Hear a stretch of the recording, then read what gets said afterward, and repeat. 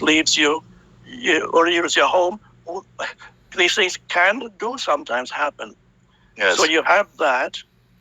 And again, that's usually these life challenges, situational challenges, are usually perceived as being part of the present moment, but they're not really the present moment.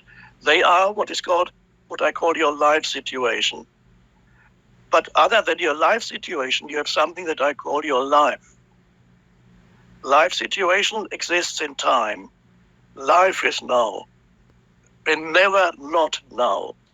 And since your life is now, you have to ask yourself, yes, I have all these problems. I don't know how I'm going to pay the rent, maybe, or my relationship is problem.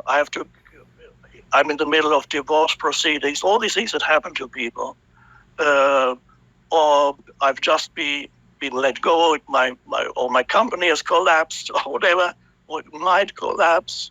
Maybe it's doing well, but it may not do well next year. All kinds of things that are perceived as problematic, which sometimes are real and sometimes are just imagination. That again, we need to differentiate between when people say they're having big problems. Sometimes they are just in the mind because they think of things that might go wrong.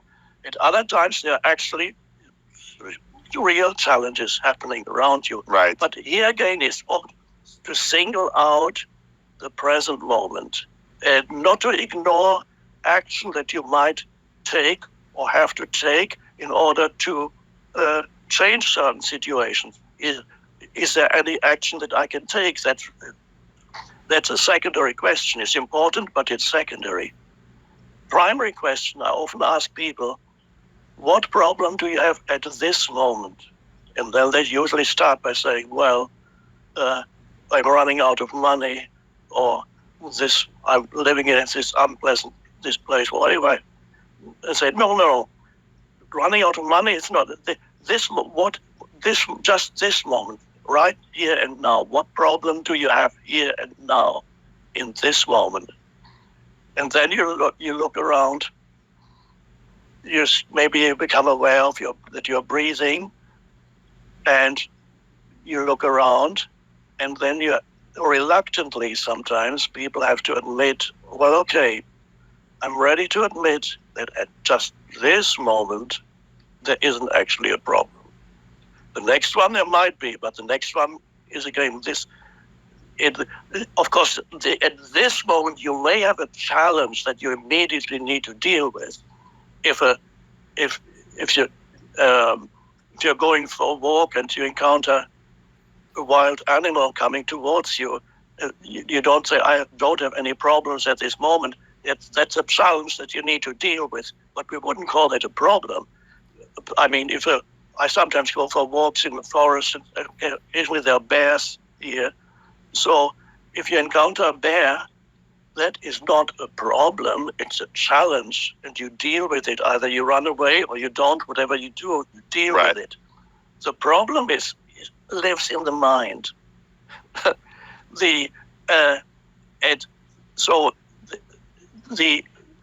To get out of that is to give much more attention to the present moment and realize that in the present moment, the problem cannot survive. Say that one more time, in the present moment?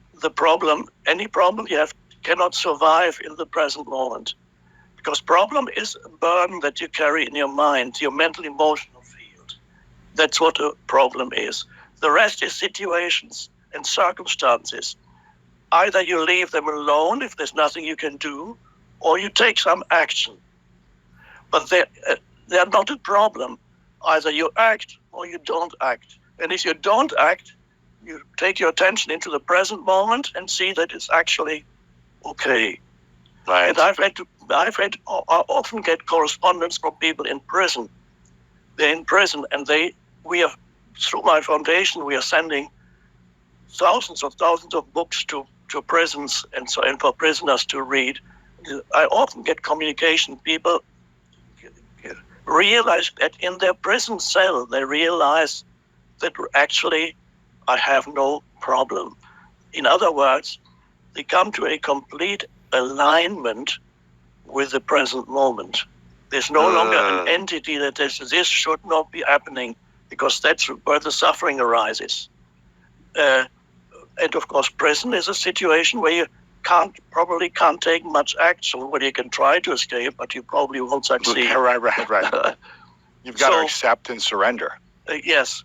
So there's always the action may need to be taken, but if no action is possible, then you come to a place of surrender.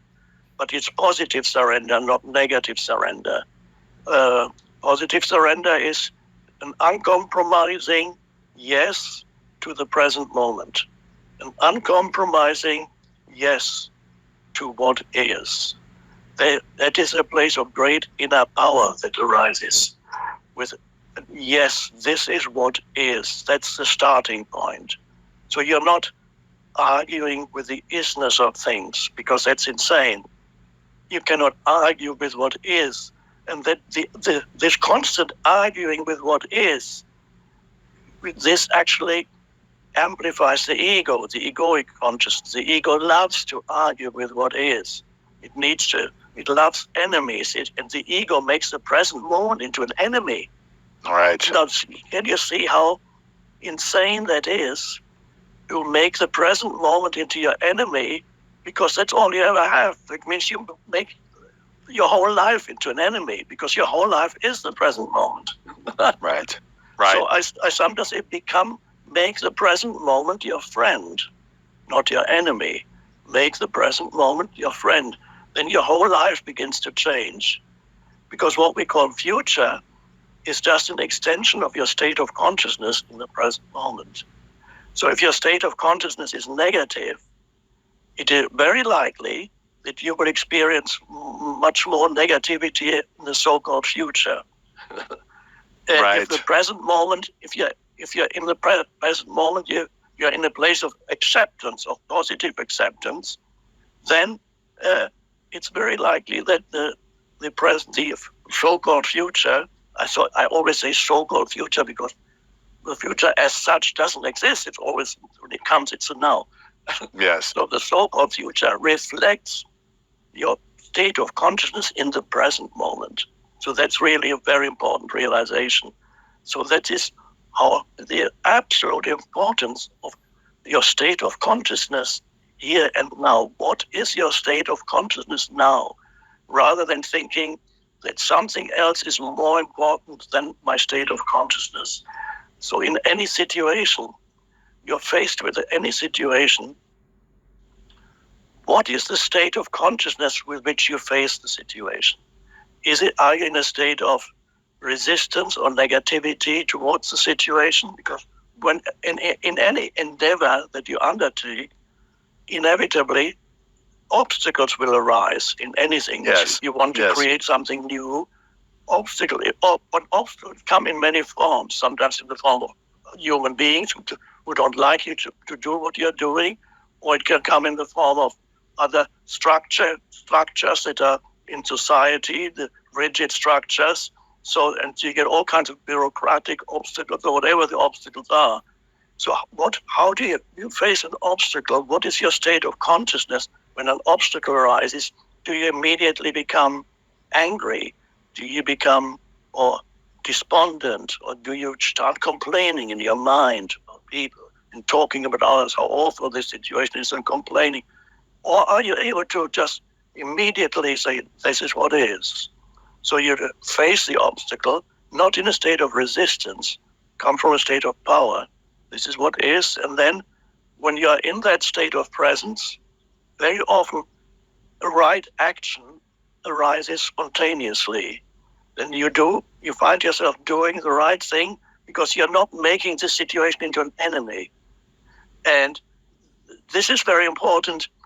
If you want to achieve great things, and a huge obstacle for people is to start complaining and building up stress when things go wrong. In other words, things shouldn't be happening. So they become negative. They become unpleasant. They become unpleasant to people, colleagues and people they work with. And a lot of negative energy can build up in a company and so on. And that is not some of the most effective people in this world. There are perhaps a few.